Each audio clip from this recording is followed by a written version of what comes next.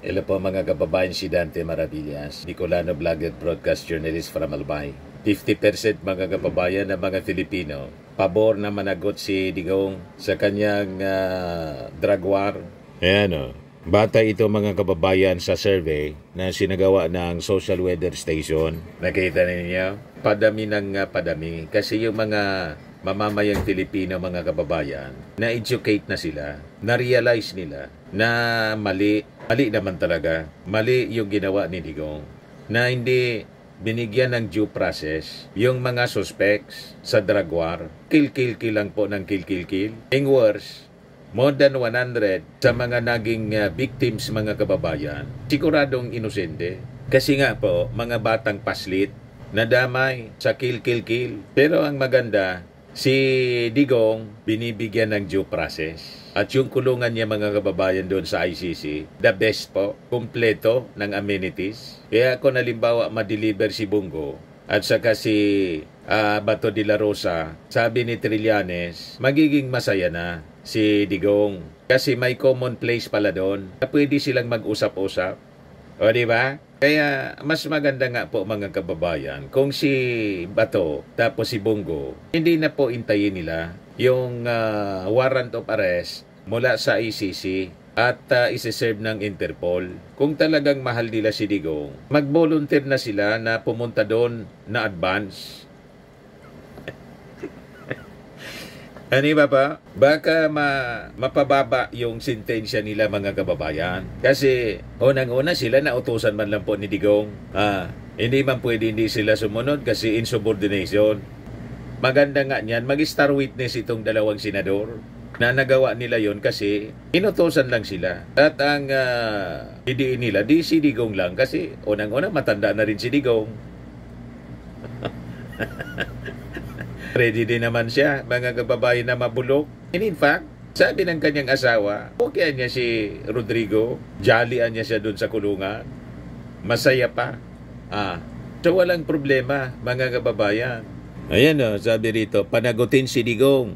Naniniwala ang 50% sa mga Filipino na dapat managot si dating Pangulong Rodrigo Duterte kaugnay ng mga pagpatay sa ilalim ng anti-drug campaign ng kanyang administrasyon.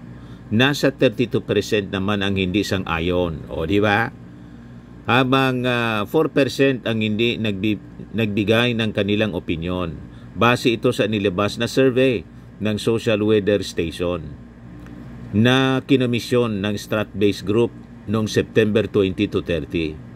Aabot sa 1,500 respondents ang sumagot sa survey. Scientific po ito at saka credible. 50% ang pabor, 32% lang ang ayaw.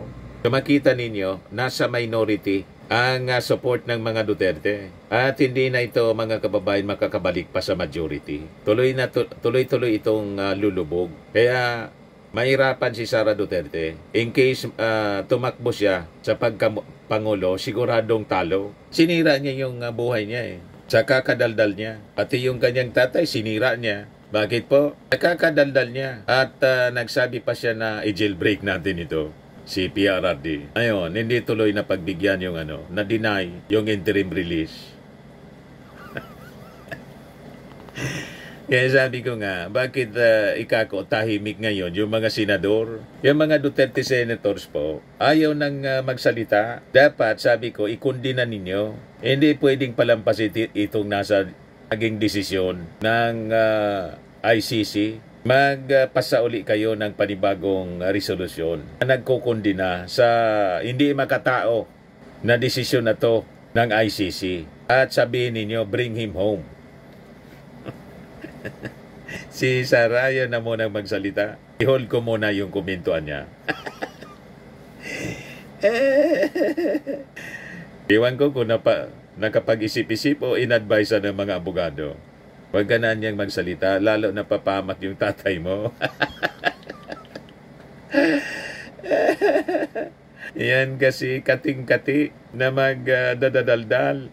Kaya sabi sa post ni Atty. Jesus Falsis, mga DDS, kung gusto niyo makauwi si Tatay Digong, huwag niyo iboto si Sara Duterte sa 2028. If she becomes the president, the ICC will say again that Duterte cannot be released because his family is in power. Tama. Binasihan nga po yung pagkapanalo ni Baste bilang Vice Mayor at acting mayor ngayon. Siyempre si Digong po yung nanalo pero nakakulong siya sa ICC. Naging basihan po yon para hindi i-release. Kasi niya yung mga anak nasa power. Lalo na kung maging Pangulo. Kaya tama itong sinabi po ni Atty. Falsis. Ikampanya ninyo. Kung tumakbo si Sara, huwag ninyong iboto si Sara. Kung talagang mahal ninyo yung tatay. Kasi pag nanalo, mabubulok yan doon si Digong. Paano na yan?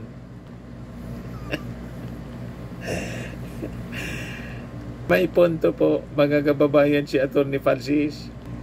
Kaya sabi ni Montgomery Toledo, mga didilis, huwag magsalita. Huwag boboto at pigilan ang hininga hanggang 2020.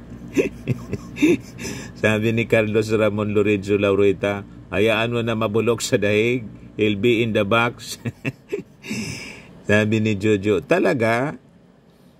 Sabi ni Nicolo Quintanar, kahit maging presidente si Siminet, di pa rin palalayain si Digong dahil sigurado mako-convict siya. Sabi ni Blisilda, all of them actually, no one should hold a position.